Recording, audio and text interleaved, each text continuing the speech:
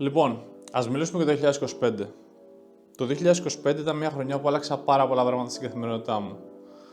Άλλα ευκολότερα, άλλα δυσκολότερα, όχι όλα τέλεια, αλλά αρκετά σημαντικές και πολλές αλλαγές, έτσι ώστε να αλλάξει ριζικά ουσιαστικά η κατεύθυνση που είχε πάρει η ζωή μου. Σε αυτό το βίντεο θέλω να μιλήσω για αυτά που έμαθα, αυτά που ήταν τα πιο σημαντικά πράγματα που άλλαξα και πώς με βοήθησαν αυτά, αλλά και την κατεύθυνση που θέλω να δώσω εγώ από εδώ και πέρα. Η μεγαλύτερη ίσως αλλαγή είχε να κάνει στον τρόπο σκέψης μου. Και αυτό είναι ότι υιοθέτησα την ιδέα πως οτιδήποτε και να μου συμβαίνει στη ζωή μου είναι αποκλειστικά δική μου ευθύνη. Μπορεί σε αρκετούς να ακούγεται ακραίο, αλλά είναι ο καλύτερος τρόπος να ξεφύγεις από την παγίδα του θύματος που έχει δημιουργηθεί σήμερα γενικά στον κόσμο γύρω μας, που όλοι είναι θύματα των καταστάσεων και όλοι φαίνεται να κατηγορούν εξωτερικούς παράγοντες για τα προβλήματά τους, τους γονείς τους, τους φίλους τους, το εργασιακό τους περιβάλλον, τα γενετικά τους, δεν ξέρω κι εγώ τι. Το θέμα είναι ότι, και αλήθεια να είναι αυτό. Και όντως, πες ότι φταίνε, που προφανώς πάντα τα προβλήματα δεν είναι τόσο απλά έτσι ώστε να φταίει αποκλειστικά μόνο ένας παράγοντας, αλλά ας πούμε και ότι φταίει ένας από αυτούς τους εξωτερικούς παράγοντες, το να το δεχτείς αυτό σαν δεδομένο δεν σε βοηθάει σε κάτι. Και ο λόγος που δεν σε βοηθάει είναι γιατί χάνεις την δύναμη στο να παρέμβεις εσύ σε όλη αυτή τη διαδικασία. Αν αυτοί που έχουν αποκλειστική ευθύνη για το πρόβλημά σου δεν είναι παράγοντες που μπορείς να επηρεάσεις και είναι εξωτερικοί παράγοντες. Οπότε, παίρνοντας αποκλειστική ευθύνη του τι συμβαίνει στη ζωή σου, έχεις εσύ τη δύναμη να αλλάξεις προς το καλύτερο ή το χειρότερο. Εμένα προσωπικά με έχει βοηθήσει πάρα πολύ αυτό και με έχει γλιτώσει και πολύ από καταστάσεις στις οποίες θα έμπαινα προσπαθώντας να αναλύσω προβλήματα ή να πω ποιος φταίει, τι φταίει. Απλά το παίρνεις όλο πάνω σου και πας παρακάτω. Μια εξίσου σημαντική αλλαγή στον τρόπο σκέψης μου ήταν η συνειδητοποίηση πως πρέπει να δημιουργήσω το πλαίσιο, τις συνήθειες και την καθημερινότητα που θα με βοηθήσουν να πετύχω τους στόχους μου, αλλά και να ζήσω τη ζωή που θέλω να ζήσω. Και έτσι εστίασα σε αυτό, χτίζοντάς το από την αρχή με σωστά θεμέλια. Για να το πω πολύ απλά, χωρίς να μπω σε λεπτομέρειες, αν έπαιρνες εμένα πέρσι και με έβαζες στο σώμα μου το σημερινό και μου έλεγες ζήσε την καθημερινότητα που ζω σήμερα, απλά δεν θα μπορούσα να το κάνω, γιατί ο εαυτός μου πέρσι δεν είχε τις συνήθειες που έχω εγώ και απλά δεν θα την πάλευε. Η τελευταία μεγάλη αλλαγή στον τρόπο σκέψης μου ήταν να προσπαθώ ενεργά να βάζω τον εαυτό μου σε δύσκολες καταστάσεις, σε άβολες καταστάσεις, σε καταστάσεις που δεν ήθελα να βρεθώ. Όποτε αναγνώριζα μια τέτοια ευκαιρία, προσπαθούσα να την κυνηγήσω, προσπαθούσα να την κάνω. Η έκθεση στο άβολο, το ξένο, το νέο, είναι απαραίτητο στοιχείο για το growth, για την ανάπτυξη ενός ατόμου. Αυτά σχετικά με τον τρόπο σκέψης. Να περάσουμε στη δεύτερη μεγαλύτερη κατηγορία αλλαγών που έχουν να κάνουν με σώμα, υγεία και τα σχετικά. Μία από τις μεγαλύτερες και σημαντικότερες αλλαγές που έκανα το 2025 και πραγματικά το φωνάζω σε όλους όσους γνωρίζω είναι να κινούμε περισσότερο. Ήμουν ένας άνθρωπος ο οποίος έκανα με το ζόρι, λόγω ότι έχω και καθιστική δουλειά, 4.000 βήματα την ημέρα μέσο όρο. Με το ζόρι. Και πλέον αυτός ο αριθμός είναι πάνω από 3 φορές αυτός. Έχω μέσο όρο περίπου 13.000 βήματα την ημέρα, συνεχίζοντας να έχω την ίδια δουλειά, την ίδια καθιστική δουλειά. Και ο τρόπος που το έκανα αυτό, για να αναφερθώ εν συντομία, είναι απλά παίρνοντας όλες τις ευκαιρίες που μου δίνονται να περπατήσω μέσα στη μέρα και δημιουργώντας νέες και από μόνος μου. Γενικά είναι πολύ εύκολο να αυξήσεις την δραστηριότητά σου αν απλά το προσπαθείς και έχεις στο μυαλό σου ενεργά να κάνεις αυτό το πράγμα. Ότι κάθε ευκαιρία που μου δίνεται θα την αρπάζω. Η δεύτερη αλλαγή που έκανα σχετικά με την υγεία είναι ότι ξεκίνησα να τρέχω. Και με αυτό σημαίνει ότι ανέβασα και πολύ το αερόβιό μου, το οποίο ήταν στον πάτο. Αυτό είχε τεράστια διαφορά και στο σώμα μου, αλλά ήταν και ένα αποθυμένο μου ότι ποτέ δεν μπορούσα να τρέξω, ότι δεν ήμουν καλός στο τρέξιμο.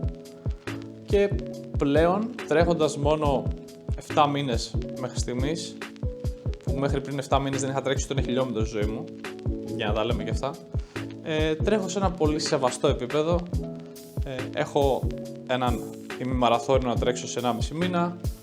Γενικά πάει πολύ καλά, μ' αρέσει και είναι μία από τις καλύτερες προσθήκες στην καθημερινότητά μου και στις συνήθειές μου που έχω κάνει.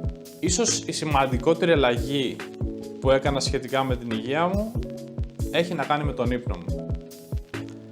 Ήμουν ένας άνθρωπος ο οποίος πήγαινε για ύπνο πολύ αργά και μιλάμε πολύ αργά, σχεδόν καθημερινά μετά τις 2 και ξυπνούσα με το ζόρι ακριβώς την ώρα που έπρεπε να σηκωθώ για να πάω για δουλειά και έτρεχα το πρωί. Κοιμόμουν περίπου 5 με 5,5 ώρες μέσο όρο, το οποίο είναι υπερβολικά λίγο. Πλέον έχω καταφέρει να κοιμάμαι συστηματικά 8 ώρες, αλλά και να ξυπνάω νωρίτερα από πριν, δίνοντας μου χρόνο για το πρωί, αλλά θα το αναφέρω αυτό αργότερα. Δεν έχω να πω πολλά για τον ύπνο. Είναι πολύ απλά τα πράγματα. Αν δεν κοιμάσαι καλά, βάλ' το πρώτη προτεραιότητα να το φτιάξεις. Είναι το α και το ω, πραγματικά δεν μπορώ να το πω αρκετά. Και τέλος, σχετικά με το σώμα και την υγεία, ξεκίνησα να δίνω μεγαλύτερη προσοχή στις τροφές που τρώω και γενικά να προσεγγίσω λίγο διαφορετικά τη διατροφή μου, η οποία και με βοήθησε να χάσω κιλά και έχασα από τα 93 έφτασα στα 85, έχασα 8 κιλά. Έβαλα ακόμα μεγαλύτερη προτεραιότητα στο να έχω πολύ καλής ποιότητας φαγητό και γεύματα σε καθημερινή βάση, όλα μου τα γεύματα, και έδωσα γενικά πολύ μεγαλύτερη έμφαση στα μικροθεπτικά, κάτι που πριν δεν το έκανα τόσο. Εστίαζα περισσότερο στις θερμίδες και στα μακροθεπτικά. Ξέρω πως και τα υπόλοιπα τα οποία αναφέρθηκα μπορούν να θεωρηθούν καθημερινότητα ή συνήθειες, αλλά θέλω να μιλήσω και λίγο για κάποιες διαφορές που έκανα στην καθημερινότητά μου. Μία από τις σημαντικότερες αλλαγές λοιπόν του 2025, το οποίο συνδέεται και με τον ύπνο, εννοείται, ξεκίνησα να ξυπνάω νωρίτερα, αρκετά νωρίτερα από την ώρα που ξύπναγα πριν, δίνοντας μου χρόνο έτσι το πρωί πριν πάω στη δουλειά. Στο πλαίσιο αυτό δημιούργησα και μία καθημερινή ρουτίνα, ας πούμε, με πράγματα τα οποία μ' αρέσει. Πολλά από αυτά δεν μ' αρέσει, αλλά τα κάνω καθημερινά το πρωί, τα οποία με βοηθάνε το καθένα για διαφορετικούς λόγους. Αγαπημένο μου, το πρωινό κρύο ντουζ, το οποίο είναι πραγματικά ό,τι χειρότερο μπορεί να κάνει κάποιος το πρωί. Αλλά ναι, ο σκοπός του είναι να μπορώ να ξεκινάω τη μέρα κάνοντας κάτι πολύ δύσκολο, κάτι που δεν θέλω, το τελευταίο πράγμα που θέλω να κάνω εκείνη τη στιγμή. Οπότε ναι, αυτό είναι σαν μια καθημερινή άσκηση για μένα, έτσι ώστε να προπονώ, ας πούμε, το skill της πειθαρχίας μου, αλλά και την ικανότητα του να κάνεις δύσκολα πράγματα που δεν θέλεις να κάνεις. Γιατί καλώς ή κακώς πίσω από πράγματα που θέλεις να πετύχεις και θέλεις να κάνεις στη ζωή σου, κρύβονται πράγματα τα οποία δεν θέλεις να κάνεις. Η καθημερινότητα αυτή δεν είναι κάποια αιρετελεστία, ούτε έχει κάποιο σκοπό από αυτούς που διαφημίζονται. Έχει σκοπό να με βάλει σε μια σειρά και επίσης παρατήρησα ότι εγώ αισθάνομαι πολύ καλύτερα. Και εδώ θέλω να υπογραμμίσω το ότι το να έχεις χρόνο πριν πας για δουλειά, έστω και αν είναι αυτό μισή ώρα, 40 λεπτά, μία ώρα, αλλάζει αρκετά τον τρόπο που αντιλαμβάνεσαι το πότε ξεκινάει η μέρα σου. Εγώ π.χ. πριν σκεφτόμουν ότι η μέρα μου ξεκινάει στις 5 ώρα το απόγευμα, στις 5.30 ώρα που γυρνάω σπίτι από τη δουλειά. Αλλάζοντας όμως αυτό το πράγμα και δίνοντας χρόνο στον εαυτό μου, που ουσιαστικά το έπαιρνα από το βράδυ, έτσι, δεν είναι ότι άλλαζε κάτι.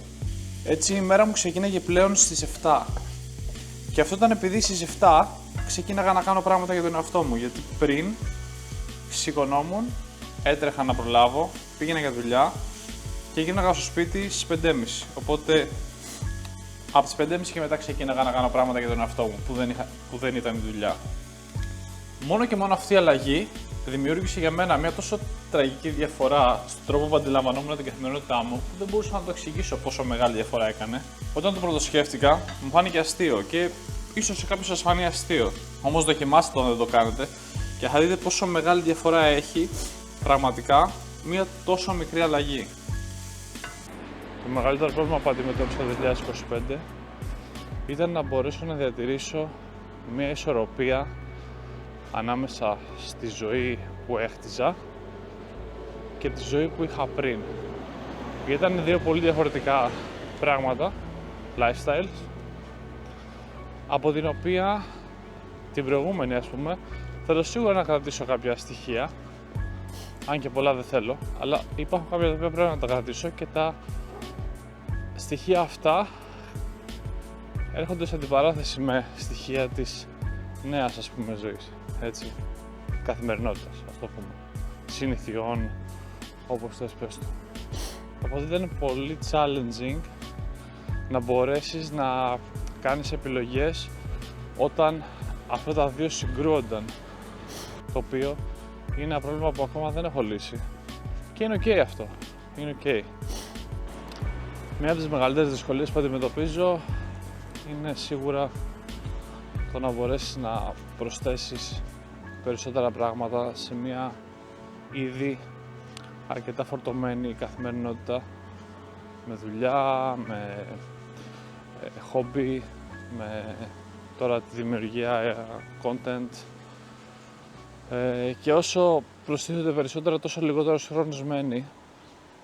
Και εδώ έρχεται κι άλλη μία έτσι δυσκολία που αντιμετωπίζω, που είναι στη διαχείριση του χρόνου μου, στην καλύτερη διαχείριση του χρόνου μου.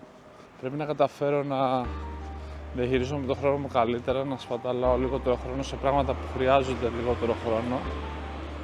Σίγουρα πρέπει να κόψω κάποιους αντιπεριφασμούς, ειδικά ό,τι έχει να κάνει με το κινητό, γιατί όλους μας αποσυντονίζει και μας παίρνει μακριά από τους στόχους μας. Είναι αρκετά δύσκολο να τα κρατήσεις όλα, όταν ειδικά δεν θες να κάνεις compromises με τίποτα από αυτά. Είναι αρκετά δύσκολο και είναι ένα πρόβλημα το οποίο πρέπει να μάθω να το λύνω αποτελεσματικά πηγαίνοντας μπροστά. Γενικά ακόμα δεν έχω όλες τις απαντήσεις, προφανώς δοκιμάζω πράγματα, είμαι σε αυτή τη διαδικασία και είναι ok αυτό, λάθη θα γίνουν και επίσης είναι ok. Αλλά όπως είχα πει και στο προηγούμενο βίντεο, το πιο σημαντικό από όλα αυτή τη στιγμή είναι να υπάρχει πράξη. Να μην μένω στάσιμος, να γίνεται συνεχώς μια προσπάθεια, και όσο γίνεται προσπάθεια, αν απλά σκέφτεσαι το να κάνεις αυτό που πρέπει να κάνεις, η πρόοδος θα έρθει.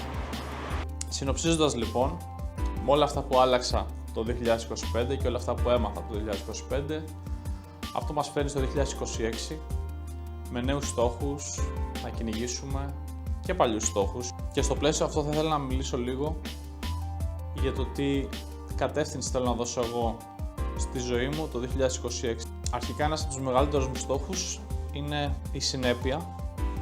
Πρέπει να εστιάσω σε αυτό, να μείνω συνεπής, π.χ. στα uploads μου, σχετικά με το content. Είναι δύσκολο γιατί είναι πολλά, ο χρόνος είναι περιορισμένος και πρέπει να βρεθούν λύσεις στο πώς να γίνεται αυτό πιο αποτελεσματικά. Αλλά ναι, αυτό είναι προτεραιότητα. Σίγουρα πρέπει να δουλέψω ακόμα περισσότερο στην πειθαρχία μου, γιατί η πειθαρχία είναι αυτή που δημιουργεί και αναπτύσσει τη σχέση εμπιστοσύνης που έχουμε με τον εαυτό μας, και θέλω να το αναπτύξω αυτό και άλλο, έτσι ώστε να φτάσω σε ένα σημείο που να έχω απόλυτη εμπιστοσύνη στον εαυτό μου. Ακόμα μια προτεραιότητα είναι συνεχώς να οθώ τον εαυτό μου σε καταστάσεις που με δυσκολεύουν, γιατί είναι πολύ σημαντικό για την προσωπική μου ανάπτυξη. Ο καλύτερος τρόπος να γίνεις καλύτερος είναι να βρεθείς σε μια κατάσταση στην οποία δεν έχεις άλλη επιλογή από το να γίνεις καλύτερος. Και κάτι ακόμα, το οποίο το θεωρώ έτσι πολύ σημαντικό, είναι να ζω τη ζωή μου ακόμα πιο συνειδητά και να μην θεωρώ τίποτα δεδομένο.